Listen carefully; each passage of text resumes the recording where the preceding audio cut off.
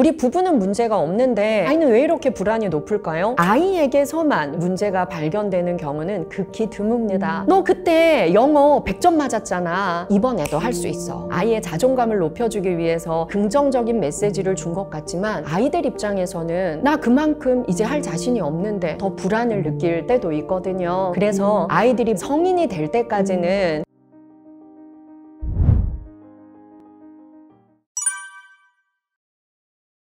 저희 상담센터에 오는 내담자들은 만 3세부터 90세까지 전 연령이 다 오시는데요. 어린아이들부터 만 19세까지 청소년들을 지켜보면 정말 부모님의 감정, 생각, 영향을 너무나 많이 받는다는 걸 현장에서 발견하고 있습니다. 부모님들은 아이들을 데리고 와서 이렇게 말하세요. 우리 부부는 문제가 없는데 아이는 왜 이렇게 불안이 높을까요? 왜 이렇게 두려움을 많이 느낄까요? 우울증이 심한 것 같아요. 그런데 부모님은 아무 문제가 없는데 아이에게서만 그 문제가 발견되는 경우는 극히 드뭅니다. 그래서 저희는 부모님 상담을 반드시 함께 진행을 하거든요. 뇌과학도 연구를 해보니까 우리 뇌는 만 19세까지 부모의 말, 표정, 행동을 뇌의 뉴런에 저장하고 거울 반응한다 라는 연구 결과도 있습니다. 그래서 아이들이 만 19세 성인이 될 때까지는 부모님들이 말, 표정, 행동을 통해서 나의 불안을, 나의 우울을, 나의 마음의 문제를 아이들에게 너무 많이 드러내지 않도록 노력하시고 나의 치유부터 먼저 하시는 게 정말 좋은 감정의 유전자, 마음 근육 유전자를 물려주는 시작이라는 거 기억해 주시면 좋겠습니다. 나도, 내 자식도, 내 배우자도 세상에 하나밖에 없는 너무 귀한 존재고 운명이에요. 그렇다면 내 운명을 믿고 축복하는 연습, 어려서부터 이 아이가 충분히 느낄 수 있게 해주셔야 돼요. 자, 그런데 우리 부모님들이요,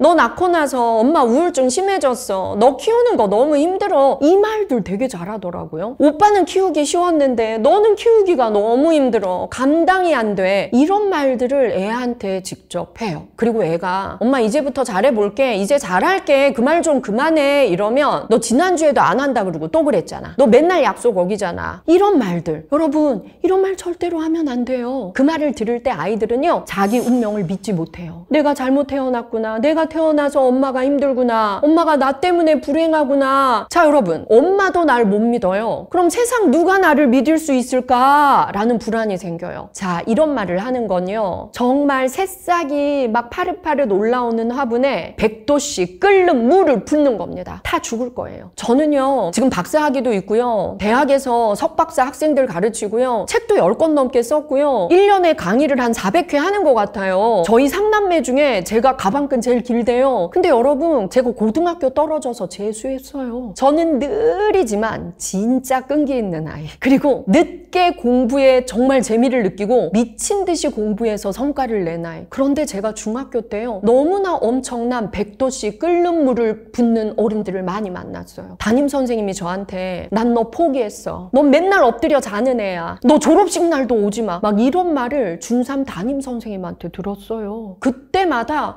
나는 세상에서 없어져야 될 존재인가? 이런 생각 했던 것 같아요. 그런데요, 저희 아버지가요, 우리 상미는 그런 애가 아니라 그랬어요. 그리고 사람들한테 우리 첫째, 둘째가 공부 잘하지만 제가 볼 때는 우리 막내가 제일 잘 될 것 같아요, 이런 말을 계속 해줬어요. 그리고 중학교 졸업식 날 고등학교 떨어졌잖아요. 담임이 졸업식 오지 말라 그랬거든요. 근데 저희 아버지가요, 졸업식에요, 우리 식구 5명 다 꽃다발을 들고 졸업식에 가자 그랬어요. 제일 좋은 옷을 입어라. 저는 저희 아버지의 그런 긍정의 말 덕분에 오늘까지 올 수 있었어요. 그래서 제 마음속에는 항상 25년 전에 돌아가셨어요. 근데 25년째 한청으로 들려요. 우리 상미는 제일 잘 될 거예요, 우리 상미는 잘할 수 있어요. 여러분, 내 아이에게 긍정의 말만 해주세요. 저희 아버지는 늘 밤에 일기 쓰는 모습을 저에게 보여주셨어요. 제가 매일 감사일기, 칭찬일기 쓰는 거 저희 아버지에게 배웠습니다. 그리고 이 책에도 제가 아버지가 저한테 했던 질문들을 많이 넣었어요. 내 운명을 축복하는, 내가 귀한 사람이라는 걸 알아차리는 그런 질문을 내 자녀에게 계속 해주셔야 돼요. 내가 지금 겪고 있는 일 중에서 축복으로 바꿀 수 있는 것은 무엇인가요? 이때까지 내가 겪었던 시련 중에서 가장 깨달음을 얻게 된 경험은 무엇인가요? 이 질문에 답하면서 내 인생이 성장하고, 그리고 내가 몰랐던 나의 장점을 발견하고, 그리고 나의 실수와 실패의 경험에서 의미를 발견할 수 있는 그런 질문들만 제가 제가 모아보았거든요. 나에게도 계속 하셔야 돼요. 그래야 내 자녀에게 할 수 있을 거니까요. 그리고 항상 얘기해줘야 돼요. 난 세상에서 네가 제일 잘생긴 것 같아. 난 세상에서 네가 제일 운 좋은 애인 것 같아. 갈수록 잘 될 것 같아. 이런 말들로 이 아이의 존재 가치를 높여줘야 합니다. 행복한 마음은 습관이에요. 가장 중요한 건 부모의 습관이 내 자녀에게 전염된다. 그래서 오늘부터 행동하는 삶, 그것이 가장 좋은 부모의 역할이라고 저는 생각합니다. 이런 경우 있어요. 부모님들이 요즘은 워낙 부모 강의 또 심리학 강의 많이 들으시다 보니까 그랬구나, 괜찮아 이런 말 되게 잘 쓰세요. 그런데 영혼 없는 그랬구나, 괜찮아 이거 아이들이 다 알거든요. 그래서 아이들은 부모님의 긍정적인 말에도 스트레스를 받는 때가 있다라고 많이들 말을 합니다. 예를 들어 어떤 거냐면 아이들이 어떤 좋은 성취를 했던 경험이 있을 거예요. 그런데 부모님들은 그 최고의 성취의 경험, 그때 부모님도 기뻤겠죠.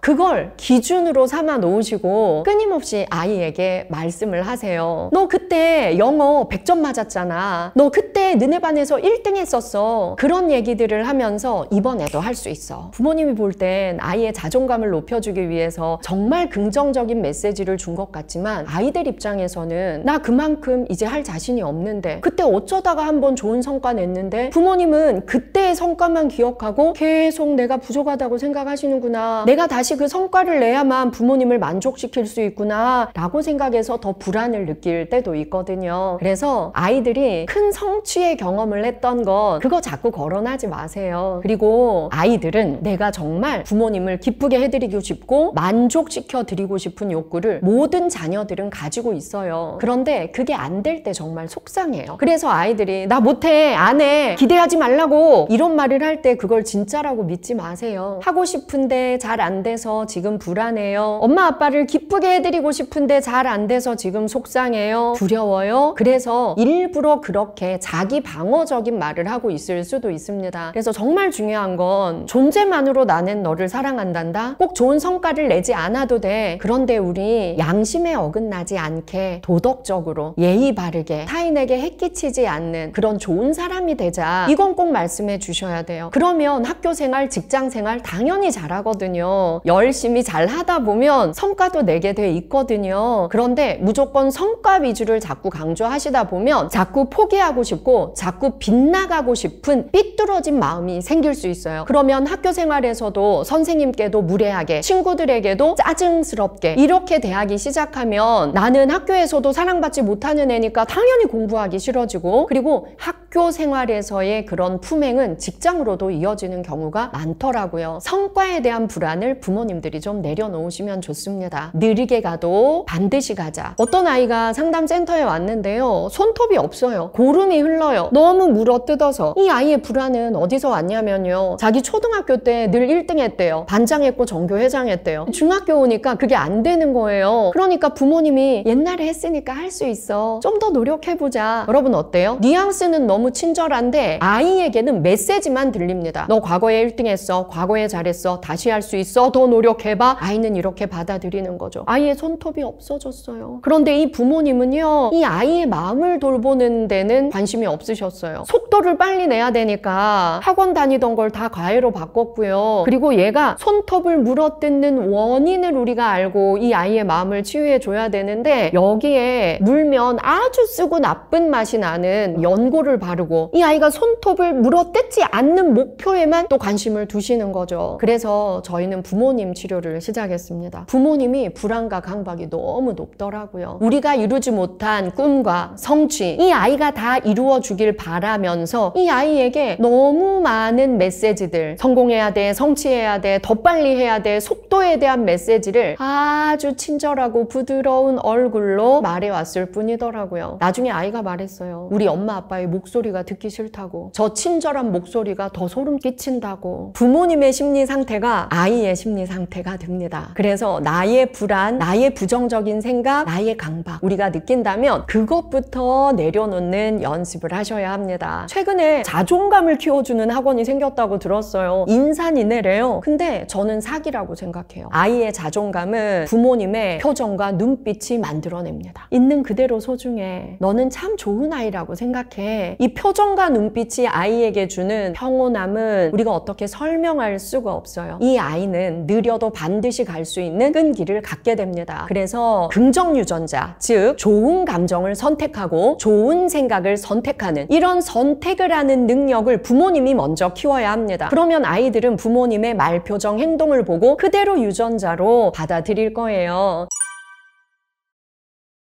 부모님들이 가끔 이런 말씀 하세요. 너 자꾸 엄마 화나게 할래? 너 자꾸 아빠 화나게 할 거야? 네가 자꾸 짜증나게 하잖아. 이런 말, 이거 쑥 거짓말이에요. 우리 뇌는요, 환경에 의해서, 자극에 의해서 감정이 생겨나고 생각이 표출되고 아니에요. 자극은 외부에서 받을 수 있지만 반응은 내가 선택하는 겁니다. 타인이 어떻게 나를 자극하건 간에 내가 좋은 반응을 선택할 수 있다는 거죠. 빅터 플랭클 박사는 이런 말을 했어요. 자극 과 반응 사이에는 공간이 있다. 이 공간에서 어떤 선택을 하는지에 따라서 나의 성장과 행복이 좌우된다. 여러분, 타인은 나에게 짜증나는 자극, 화나는 자극 버튼 누를 수 있어요. 하지만 우리는 심호흡 크게 하고 내뱉으면서 나는 어떤 감정을 선택할 건지, 어떤 반응을 선택할 건지 우리가 좋은 감정, 좋은 생각 선택할 수 있다는 거죠. 그래서 네가 자꾸 엄마를 화나게 하잖아. 네가 자꾸 아빠를 짜증나게 하잖아. 너 때문에 엄마 지금 화났어? 이런 말 이제 하지 마세요. 엄마가 선택하는 겁니다. 그럼 이렇게 바꿀 수 있어요. 우리 아들, 우리 딸 오늘 학교 갔다 오더니 계속 짜증내네. 자꾸 화를 내네. 왜 그럴까? 이유가 있을 것 같은데 엄마한테 말해줄 수 있어? 너 지금 엄마한테 화나고 짜증난 게 아니야. 왜 화가 나고 왜 짜증이 났는지 한번 말해볼까? 감정과 생각은 선택할 수 있는 거래. 엄마랑 대화하면서 좋은 감정, 좋은 생각 선택할 수 있는지 한번 우리 같이 연습해보자. 이것도 충분히 가능합니다. 부모라면 연습하면 좋은 스킬이에요. 제가 우리의 긍정 감정, 긍정 생각을 선택하는 데 있어서 이것을 습관화하려면 66일 동안 칭찬일기 3문장, 감사일기 3문장을 계속 쓰자 권유하고 있는 중인데요. 이건 초등학생부터 할 수 있거든요. 이 연습을 아이와 부모가 함께 하시면 놀라운 변화가 일어납니다. 학교에서 친구가 나한테 이렇게 했다고 그래서 너무 짜증이 났어. 그 자식 오늘 내가 패줬어야 되는데 패주지 못하고 와서 화가 나. 내일 가면 한 대 패줄 거야. 이럴 수도 있어요. 이런 아이들도 있고 이럴 때 같이 흥분하시면 안 돼요. 우리는 그 상황을 좀 더 넓게 볼 필요도 있고 나보다 미성숙한 친구가 나에게 실수를 했다면 내가 좀 더 아량을 베푸는 것도 부모님이 알려줄 수 있고요. 그렇다면 이 아이의 말을 듣고 나서 부모님이 바로 뭔가를 해결해 주려고 하지 마세요. 그래, 너 참 속상했겠다. 감정은 먼저 인정해 줘야 됩니다. 그래서 화가 났구나. 그래서 짜증이 났구나. 그런데 과정을 좀 더 자세히 설명해 주겠어? 또는 네 친구가 너보다 아직 철이 없어서 실수한 게 혹시 있진 않은지 우리가 한번 살펴볼까? 이런 대화를 하면서 상황을 좀 복귀해서 가보는 거예요. 그러면 칭찬일기를 매일 쓰고 감사일기를 매일 쓰는 아이들은요, 오늘 밤에 그 일을 또 해야 하니까 천천히 차분하게 내 감정을 인정받으면서 대화하다 보면 오늘 밤에 칭찬일기 쓸 쪽으로 생각이 나아갈 수 있어요. 오늘 밤에 감사일기를 쓰는 쪽으로 생각이 나아갈 수도 있어요. 엄마 얘기하다 보니까 맞아요. 걔랑 같이 때리고 싸우면 나만 똑같은 애 될 수도 있을 것 같아요. 그러면 내일 가서 제가 정중하게 경고를 한번 해볼게요. 이게 좋은 거예요. 아이가 해결할 수 있게 먼저 기회를 줘야 돼요. 그런데 아이가 도저히 해결할 수 없을 때만 엄마가 나서야 돼요. 아, 그러면 친구한테 내일 가서 뭐라고 말해볼 수 있겠어? 나 어제 네가 나한테 그렇게 가방 던지고 연필 던져서 기분이 좀 안 좋았어. 앞으로 또 그러면 그때는 못 참을 것 같아. 내가 한번 단호하게 말해볼게요. 이러고 나서 그날 밤에 칭찬일기 쓰겠죠. 친구가 나한테 무례하게 했지만 즉각 대응하지 않고 그 친구에게 내일 대화를 시도해 보기로 결심한 나를 칭찬해. 그래서요, 칭찬일기, 감사일기를 부모님과 아이들이 함께 쓰는 것은 아이들의 성장을 정말 빨리 촉진시킵니다. 내가 뭔가를 양보하고 내가 뭔가를 더 배려해서 내가 더 저 사람보다 인격이 좀 더 나은 사람, 내 인품이 좀 더 훌륭한 사람이라고 아이들이 느낄 때 아이들의 성숙도는 어른보다 더 높아질 수 있습니다. 그래서 부모님과 함께 이런 연습해 보시고 부모님이 먼저 공부해야 내 아이에게 이런 상담자가 되어줄 수 있다는 거 꼭 기억해 주세요.